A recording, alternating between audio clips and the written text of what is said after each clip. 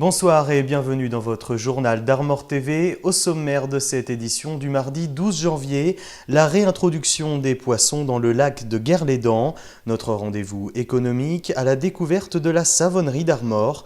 Et en fin de journal, nous irons à Dinan à la rencontre de marcheurs qui ont réalisé le Tour de France à pied.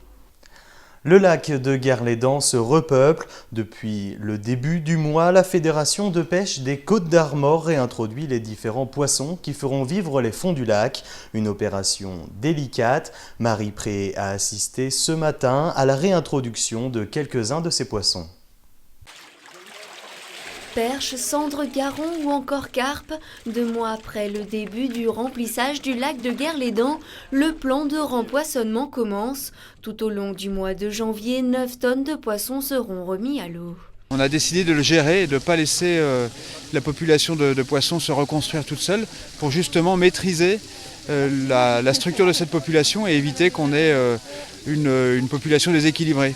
Là, les poissons qu'on introduit, ça garantit dans l'avenir une population stable et équilibrée à l'échelle du lac. Et pour mieux contrôler l'équilibre de la vie aquatique, la Fédération de pêche des Côtes d'Armor a aménagé la anse de Landroanec. Cette frayère est un lieu propice à la reproduction grâce à ses nombreux végétaux. Cette anse, en fait, c'est la zone la plus adaptée à la reproduction des poissons comme le gardon et le brochet, parce que c'est une zone peu profonde, faiblement pentue, où naturellement, pour peu que les conditions existent, on a un développement de végétation semi-aquatique.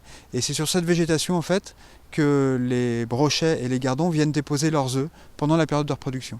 D'ici 1 an, 13 tonnes de poissons seront réintroduits dans le lac de Guerlédan. Il faudra pourtant attendre le mois de mars prochain et la fin du remplissage du lac pour que la vie aquatique reprenne ses droits.